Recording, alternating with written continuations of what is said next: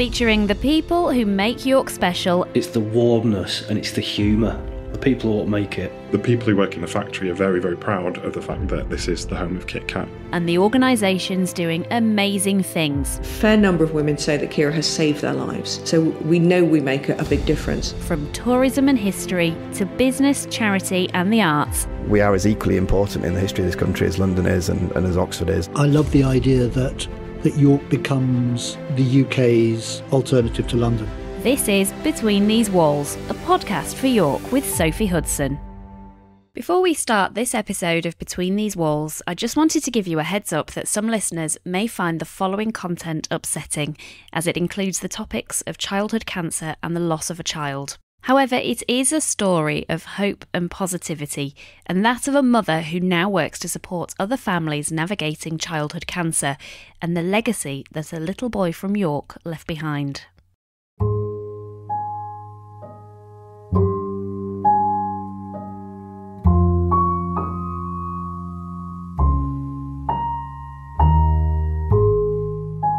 Jamie Inglis passed away in 2013 at the age of 7, losing his battle to a rare and aggressive form of childhood cancer called neuroblastoma.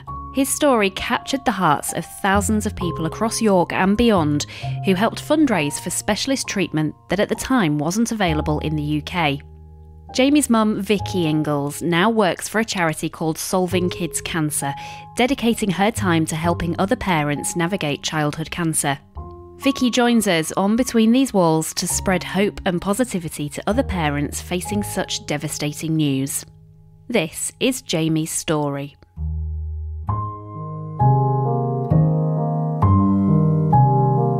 Jamie was our firstborn child. He was born in Germany. We were stationed overseas. My husband was serving in the army and I was teaching in the military schools over there. And life was good. Jamie was thriving, reaching all different milestones. But at around the age of sort of 3.5, there were some, noticeable symptoms and things escalated really, really quickly. And we will always be forever grateful to the medical community on JHQ in Mönchengladbach, which was the military medical centre, because without their swiftness that day and their professionalism, things could have been very different, because unbeknown to us, Jamie was seriously, seriously sick. And that's the difficulty with neuroblastoma. It hides. It's not always noticeable as something completely different, because it could be related to all manner of, early childhood general illnesses or viruses. Yeah, so at the age of 3.5, we found ourselves in Dusseldorf Hospital on an oncology unit, being told that Jamie had high-risk stage 4 neuroblastoma. Neuroblastoma is a rare childhood cancer. Around 100 children are diagnosed with it each year in the UK. It often starts in the child's tummy, in nerve cells in early development.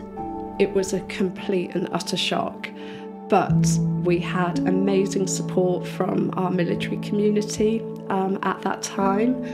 Jamie dealt with it incredibly well. He charmed the socks off the nurses and the doctors in Dusseldorf. And Dusseldorf Hospital, it became our second home, really. And I was pregnant with Jamie's sister at the time. So it was a unique period in our lives as a family.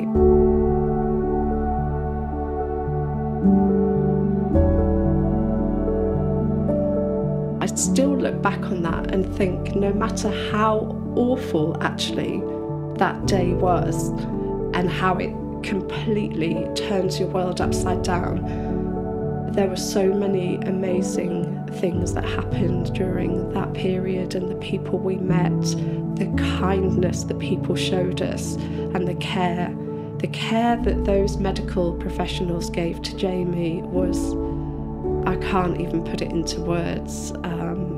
They're very, very special people. So Jamie dealt with treatment quite well. It was really harsh. And there were moments of, oh my gosh, is he going to get through this treatment alone. And eventually we came to the end of, what we call frontline treatment at that time. So this was back in 2009, 2010. And we were sort of coming to the end of the frontline treatment, but also researching as parents, what this disease is about. And this disease is all about uncertainty. And unfortunately for Jamie at that time, the statistics weren't favourable at prognosis in terms of, his potential overall survival in a 5-year period was not great. We couldn't really shake that off, even though he was responding really well to the frontline treatment. There's just something, when you've got a child who's really sick, there's no amount of, even if you've got a scan and that scan says everything is great, he's responding really well. As a parent, there's always that what if, what is there something else we should be doing to really protect our child and make sure that A, he keeps responding, but B, he gets into remission and that this disease doesn't come back. So we began a journey of exploration and research and, knowledge about this disease, because at that time, social media, the internet, it wasn't as it is today. So information wasn't always readily available. And we spent many hours, talking with other families as well that we'd been connected with. And we discovered that actually there were some pioneering early phase clinical trials using immunotherapy. And at that time, it was only available in the United States. Today, immunotherapy is part of the standardised care for children with high-risk neuroblastoma. But when Jamie was diagnosed, the family would have to take him to the United States for 6 months to have treatment, and it was going to cost them £250,000. On top of that, the family had just 12 weeks to raise this money and get him enrolled for the treatment in time. While the fundraising snowballed in Germany, the campaign also gained momentum in York because Vicky and her husband John had been stationed in York previously. And without question, the people of York rallied around to help get Jamie to America. The family were on track to hit their fundraising target in time. I remember sitting there that evening designing his own poster that would be begging people to help us give this opportunity to Jamie. And I just couldn't believe that we were one of those parents having to do that, in the sense that we were just on the cusp of exposing ourselves as a family out there in the public domain where everybody would know, everything about Jamie and his story. And that's the hard thing, as a private family, you think, is this the best thing to do? But how else could we raise that sort of money if we didn't do this publicly?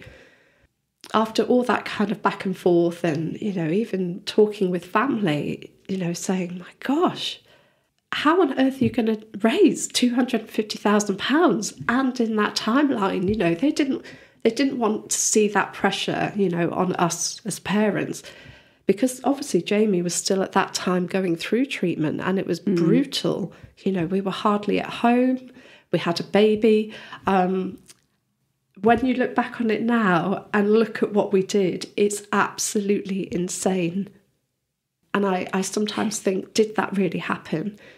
However, because we were in a well-connected environment, so I was the teacher there, so I had loads of, parents that were really supportive. The military camp that we lived on was an amazing environment, aside from, the fact that Jamie had cancer. We loved our military life on that camp in JHQ. It was just amazing. And of course, the military camp had their own, kind of magazine and newspapers and bulletins. And we were also closely connected with the local German community in Mönchengladbach. So the moment that Jamie's campaign went live, we'd obviously lined everything up ready, the poster that we designed, dear friends had helped, kind of put that together and printed it all off. We were lined up with, everybody in our workplaces knew what was happening and about to happen. We'd lined up, media, and it started to snowball. So the moment we went live with the campaign, everybody was behind us. And literally just a few weeks ago, I was going through, I'd kept all of the newspapers from that time in Germany. So all of the German newspapers, everything from the military community. And I was just having a sort through, right, I don't need to keep the whole pile of newspapers because we've got 50 here. Mm-hmm. If I just cut out the things that are related to Jamie, and I'm ready now to get rid of those newspapers. But oh my goodness, I spent one Sunday afternoon sat reading all of these things that I hadn't forgotten, but life moves on, and oh my gosh, look at what that person did, look at what that group of people did. And it was just so lovely to read it all. And there was a wonderful lady, there was a very special event, there was a huge abseil event. It raised thousands of euros for Jamie, and it was getting close to accessing treatment. So we were really pushing on this target. We've got X amount of thousands of pounds left. We've raised this amount, we've got this to go. We've got 6 weeks left to raise it. We're almost there. We can do this. And at the abseil event, I met this German lady who had come, it'd been in the German papers, and she wanted to support. And it was her 60th birthday. And she asked all of her friends and family to donate to Jamie instead of giving her, 60th birthday presents. And so she came to the abseil event, and I met with her, and she handed over, I don't know, it was over €1,000, something like that. And it was just kindness like that. And there are hundreds of other people that were connected with Jamie.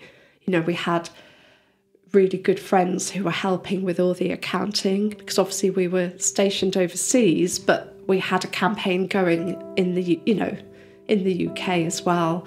So we had friends and colleagues just doing so many different things, and without them we never ever would have got where we did.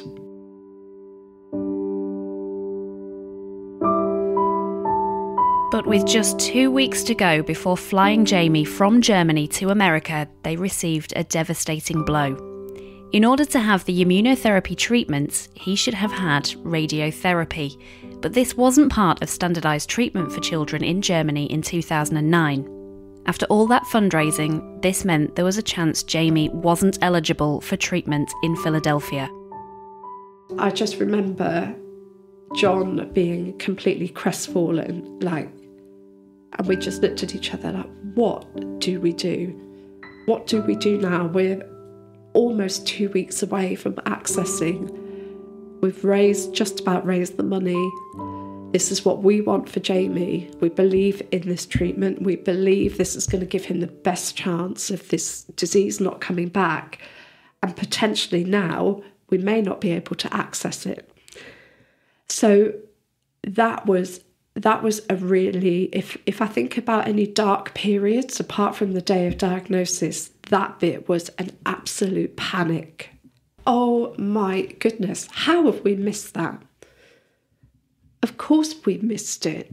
We'd just come out of high-dose chemotherapy, which was traumatic, and we were stressed like I can't explain. Outwardly we didn't show that, but it was super, super stressful. We're quite intelligent. We can take on complex information, and we had done all the way through with Jamie's treatment. But our capacity to really be looking through all of these research papers and identifying, whether Jamie has got everything he needs to, to be able to enrol. We just did not have that capacity. We're not medically trained. So when barriers come your way, you think, okay, what can we do to get over that? There must be, what are the options here? So the options were basically on the table. We either travelled somewhere outside of Germany to give Jamie radiotherapy, because there was no question he needed it before he could have the immunotherapy. So we knew that there was actually no choice. We just had to figure out where were we going to do that and how. And because of our links with the charity at that time of who we were fundraising through, because we were so involved with the charity and had been to different meetings, we'd started to meet different clinicians as well in the UK, because of course we're still at this moment we're a UK family receiving frontline treatment, but in Germany, we weren't on the sort of UK NHS pathway. Grappling with what to do in the next 2 weeks, the family reached out to a radiologist at UCLH in London who offered to give Jamie the radiotherapy he needed. But doubt crept in as the additional travel to the UK could pose further risks to Jamie. So the family were faced with another difficult decision. What if that radiotherapy, reduced his counts? What if there were unforeseen complications? Ultimately, there could have been something that may have happened that would have potentially delayed us from travelling to America, and we had no time. There was no flexibility, as we saw it back then, to delay and postpone, because we would have missed our slot. And so we made the really hard decision to just head over to America, get underway with meeting, the team, getting enrolled as far as we could, in the sense that, there was an option in America, which was basically just opposite Children's Hospital of Philadelphia, was their most amazing radiology centre. And of course we had to pay for that. But the relief knowing that literally as soon as we arrived, within, I think, probably about 4 days, we were underway with radiotherapy.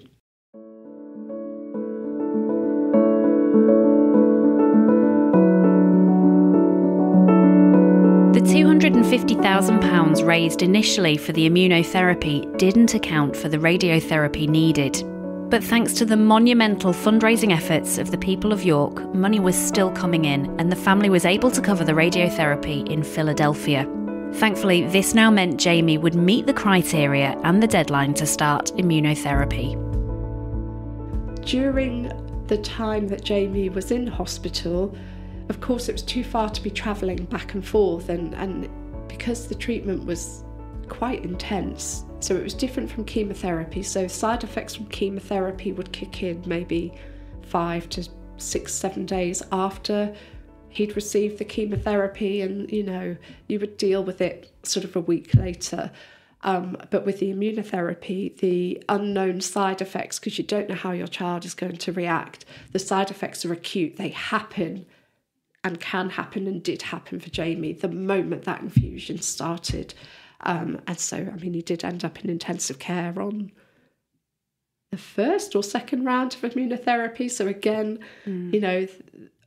it wasn't easy. No. It certainly wasn't easy. So we had to make sure that as a family, we stayed close by to the hospital, because only one parent could stay. We've also got baby Poppy, who at that time was, how old was she? She was probably about 9 months old then when we moved to Philadelphia. And so I got introduced to the Ronald McDonald House, the most special Ronald McDonald House, because it was the first ever that Dr. Audrey Evans had set up in Chestnut Street. And we just became so embedded in the work and the life at Ronald McDonald House. And it's still now, so many happy memories there for Jamie as well. And we met the first UK families, because obviously we've been in Germany. Our German was limited, but we could converse with other families on the oncology ward, and many families spoke really good English, but I hadn't actually met any other family and their child with high-risk neuroblastoma that I could talk openly with until over a year later. So Jamie was diagnosed in April 2009, and in March 2010 I was able to, for the first time, talk about everything, neuroblastoma parents. You get them around the table and it's just the discussions, and that's where you learn. I learned so much from those wonderful families that had also fundraised and found themselves in Philadelphia for the very same treatment. It's all part of that, connective network, however parents want to connect. As I say, back then, WhatsApp and social media was not what it is today. And it just was so brilliant, absolutely brilliant to meet other families and just talk things through. Yeah. We'd all been fundraising. How was your fundraising? What worked for you? And talking about the fact that we wanted to be there. We all felt that was the right thing to do. Jamie celebrated his 5th birthday in Philadelphia, and at the same time, his treatment was now complete. So the family went back to Germany, where they were suddenly thrown into more chaos as the military base they lived on was closing down. So without rest, they started the process of moving back to York, and at the same time awaiting that final confirmation that the immunotherapy had worked. We also then navigated going back to Philadelphia, having the scans that showed no evidence of disease. So he was officially complete with all treatment and had the central line removed, and that was it. We were done, and we finished. We wanted to mark that period with something really fun for Jamie, and so Make-A-Wish in the United States, our social worker that was linked with us throughout that time, she organised with Make-A-Wish for Jamie to go to Disneyland and Universal Studios. So those that remember Jamie will remember he was obsessed with Jaws. And so, I don't think the ride is there anymore at Universal Studios, but we have such a happy memory of Jamie just being like, oh, this is so cool. There's the shark. He absolutely loved it. So that ended. That was a beautiful way of us ending that chapter, and we stayed at a place called Give Kids the World, which again had a huge impact on our lives, and the story behind how Give Kids the World was set up. It was a mini whimsical village full of villas for children who have life-threatening illnesses, so it's a place for them to stay whilst they're accessing all the fun over in Disneyland. So yeah, that ended our time, and we came back, and then we moved to York.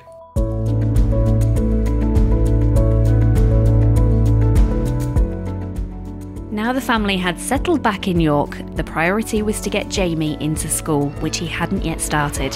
So they sent him to Lord Deramor's school in Heslington.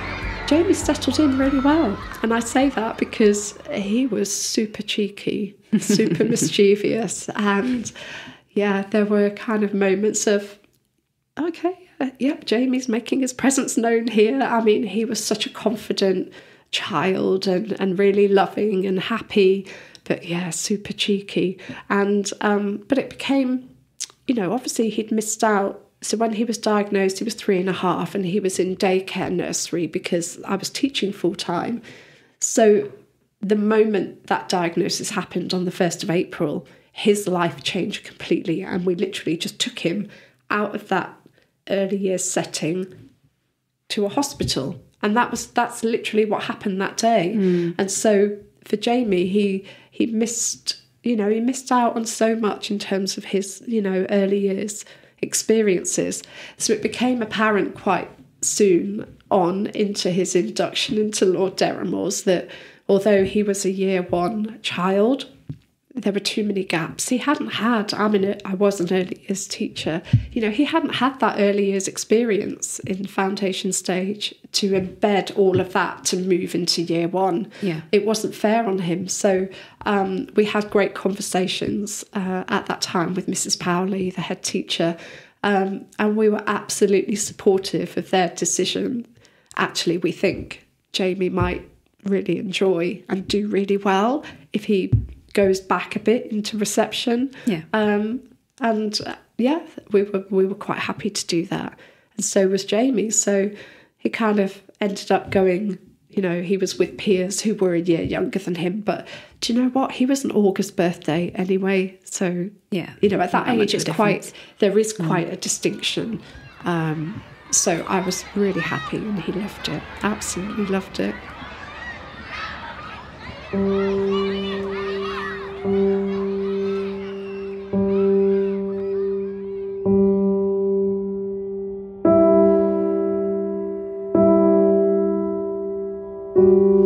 We were just trying to put those building blocks in place. Of course, we were being seen at Leeds for follow-up.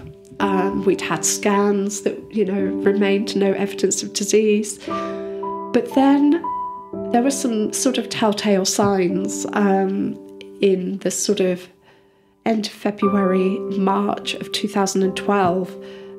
Jamie began complaining of a pain in his back. When you're a parent that's gone through, this oncology journey, every little thing alerts you. But at the same time, you also had to keep a bit of a reality check, because otherwise that would just consume you. Everything that went wrong, or if Jamie was feeling unwell, we couldn't every time think, it's back. So Jamie started complaining that his back was hurting, and we kind of mentioned it to the school just to keep an eye in this particular week. And then it was very apparent at school that he was struggling, and he was complaining to his teacher, that his back was really, really sore. So we took him to his oncology unit. He was due to be having scans, and they said, we're not unduly concerned here, so the only reason we're moving the scans forward is to put your mind at rest, really. They didn't want us thinking they're moving the scans because they were concerned that he'd relapsed. So with that, they did some other tests. In fact, I think he had an X-ray of some sort. I'm just really told to go back home. But literally, this probably went on for about a week. I think we visited the oncology unit possibly twice in that week, urgently. And there was something telling me that actually there's something wrong. There is something wrong here. And on the Sunday, Jamie seemed to be okay.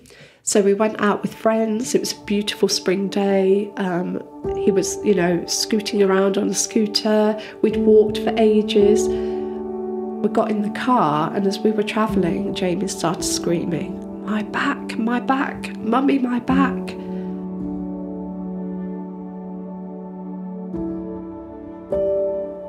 "18 months since the all clear following the immunotherapy, Jamie was rushed into hospital in York.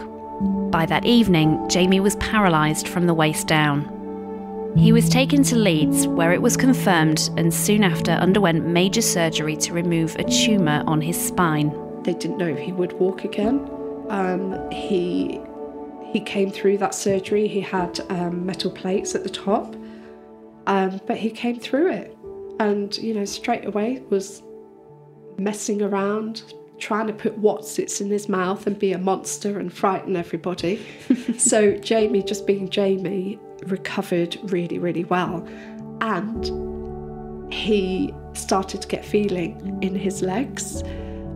You know, obviously we're trying to deal with the fact he's just relapsed, but also physically we wanted Jamie to kind of get well again from this paralysis. Was it permanent? Nobody knew. But there were signs that feeling was coming back. So Jamie had to embark on more treatment at Leeds. When you're in a relapse situation, the protocol, there wasn't really much of a protocol back then to be treating relapse. It was a different combination of chemotherapies with the hope that it would eradicate.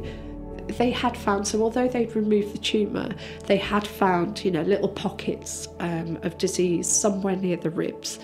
But the hope was that, systemic treatment like the new chemotherapy regime would, bring that under control and actually eradicate it, which it did. And Jamie, we were home, I think, after that initial surgery. We came home probably 2 or 3 weeks later. And that was where Jamie's obsession with, cooking came in, because he would sit in the kitchen near the patio doors and the sun would be shining, and he would be sitting in his little chair, making sure he's really comfortable. And he would be going through all his Jamie Oliver cookbooks and, can we have this to eat tonight? And it was just such a lovely thing. And then he wanted to go back to school to visit his friends, and we had to have an adapted, kind of pushchair, because although he was walking, he was very, very unsteady. And we were just like, like protective mums, when your toddlers are learning to walk. And we were just like, oh my gosh, be careful. But Jamie was so determined. So we'd arranged with the school for him to go and see all of his classmates. And everything had gone wrong on that day to get him to the school. It was the first time I was trying, all these practical things. I was trying to fold up this massive adapted pushchair thing. I eventually got it folded up, but then of course it wouldn't fit in the car. And, so in the end, it just so happened then that because of all those delays, we arrived at school just before they were finishing for the day. And do you know what? Things happen for a reason, and it was the best thing, because I wheeled Jamie into the kind of back of where the early years unit was, and his year 1 class at that point. And, some of the parents were already congregating there, waiting for the children to come out. And I was, the teacher had seen me, so she was opening the door, and I just went straight ahead to wheel Jamie in. He was like, no. He started saying no. Like, okay, what's the matter, Jamie? He basically is, I'm getting out. Like, okay. And he got out of that pushchair and walked unaided into that classroom to see his friends. We were just all in floods of tears, but that was his determination. And it was wonderful. He was just, you could see he was so happy to see everybody. And for his friends as well, his classmates, to have Jamie there, and then suddenly he's not there. Yeah. They were young too, trying to make sense of what was going on.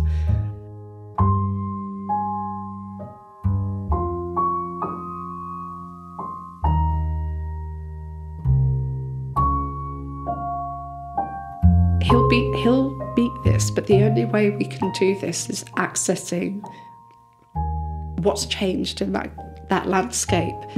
Are we accessing something that's going to stop it coming back? Is there anything else in this situation when you've relapsed that could stop it from coming back again?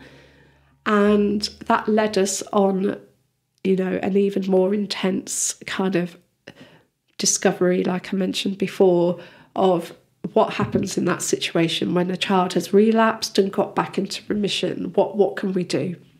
So, we found out pretty quickly that if that was what we wanted for Jamie, we would have to fundraise again. That was quite a difficult decision to, we'd done it once before, but in a completely different environment. Could we do it again?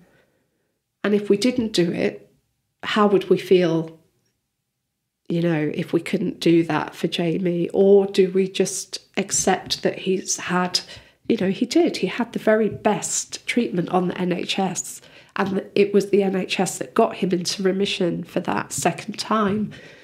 But again, there was just something that didn't sit right with us as parents, that we've seen him relapse and it could happen again. So, we had no regrets that the immunotherapy, for whatever reason, hadn't worked for Jamie back in Philadelphia. We had no regrets about that. It actually meant that perhaps, nobody can say, but maybe that treatment kept him in remission for longer than he would have been had he not received it. I mean, nobody will ever know that.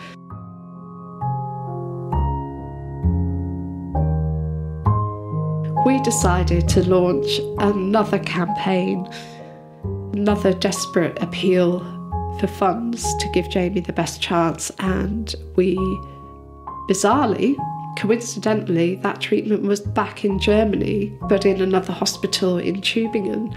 So John and I travelled over to Tübingen to meet with Professor Lang, who he and Professor Hans Grettinger were the kind of lead investigators on the very promising, the treatment that Jamie had back in Tübingen is still available today. There are children who are survivors who have received that treatment. So again, with what I'm about to say, it's really important, to emphasise we have absolutely zero regrets about the pathways we chose.